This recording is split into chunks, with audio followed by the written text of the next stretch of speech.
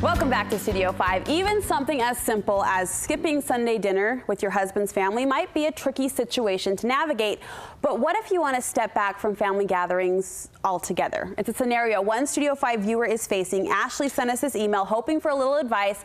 My husband and I have been married 10 years, she wrote, and we still have issues telling our parents that we don't care to attend certain family functions. Not that they are bad, we'd just rather be at home. We love our families and feel that family is very important, but what do you do in that situation? Studio 5 contributor Dr. Matt Townsend joins us with advice for Ashley and anyone else wondering how to execute a polite pull away from families. There are a lot of reasons why people might want to distance themselves from their families, but the scenario, the actual conversation, it can be tough. It's very tough, and this is, you don't make this decision lightly. Yeah. The minute you start pulling away from a family, you're going to set off a bunch of alarms, a bunch of triggers, and then usually someone dies.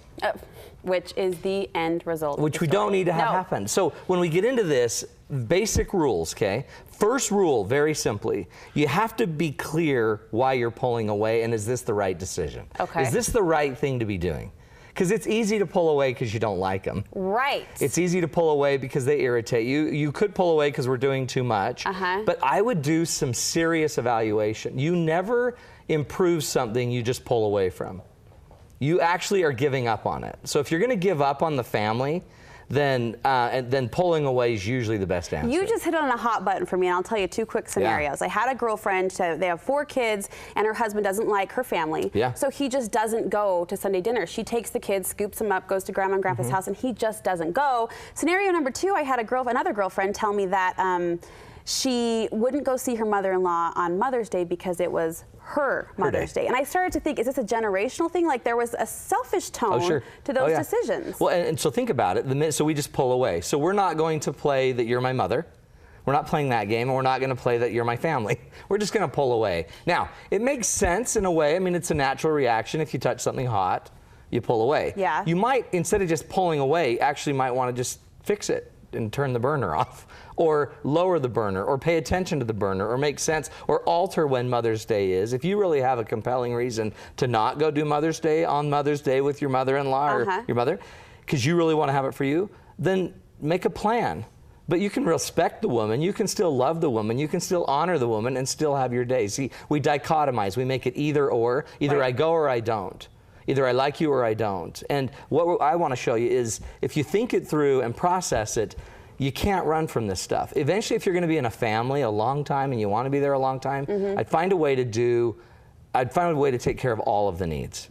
There is a need they want you there, and there's also a need that you don't want to be there. And there is an element of sacrifice, I think, that comes with those family relationships. We aren't all going to love everybody in the whole big goose family, you know what I mean? That's right, and it doesn't mean you have to go for 8 hours. If that's what exhausts you, then go for 2, no big deal, okay? So the first rule, be clear that pulling away is the right answer. Second rule, remember that both spouses need to be on board. Husband and wife together have to make that decision. You decide to pull away from your wife's family, you're pulling away from your wife.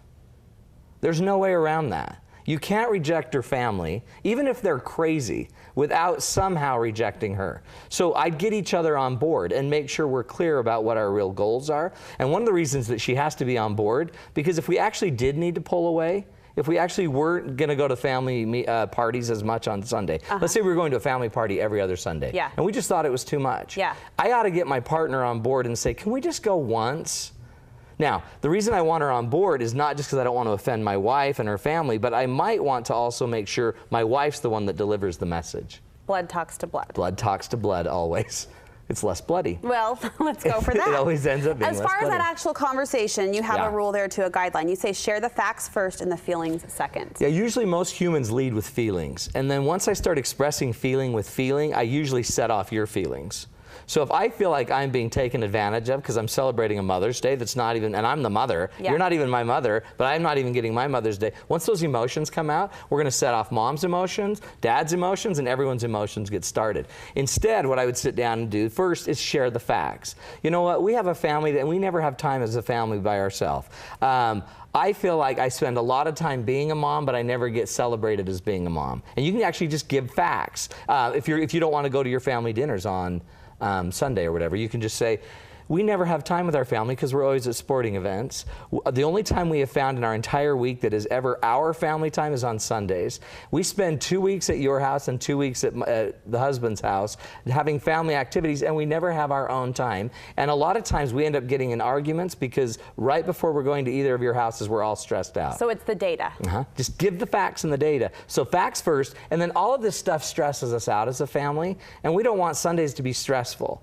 And then here's the next rule. Then when I'm going to share my plan, I share it using an and you've heard me use this, talk about this before. You use that word a lot. Share your decision using the and. So we have all this stuff going on, the stress. Sundays are very busy for us, and it stresses us out. And so because of that, we've decided to only come to one family dinner a month instead of 2. And then I would circle back, the last rule, circle back and share your desire to be connected. It's not that we don't love you, we care so much about you guys. It's just we need to go back and find time for our family and try to de-stress our lives. Nobody can be mad about that. The way How you just could they? said it right there. But they do it. So there's the order too, right?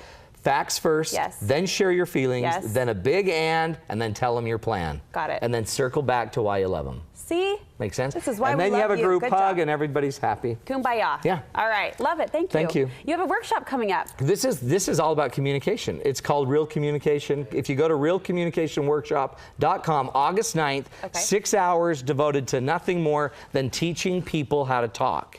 So if you and your partner have a communication issue, if you have an issue with your in-laws, whatever it is, and you need to learn to talk, this is the workshop, August 9th. Go to Real Communication Workshop. Boom, 6 hours, pure joy. People love this. It's a It's kind awesome. of a boot camp It for is your a boot camp. relationship. Yeah. Matt, you're great. Thank you. Thanks.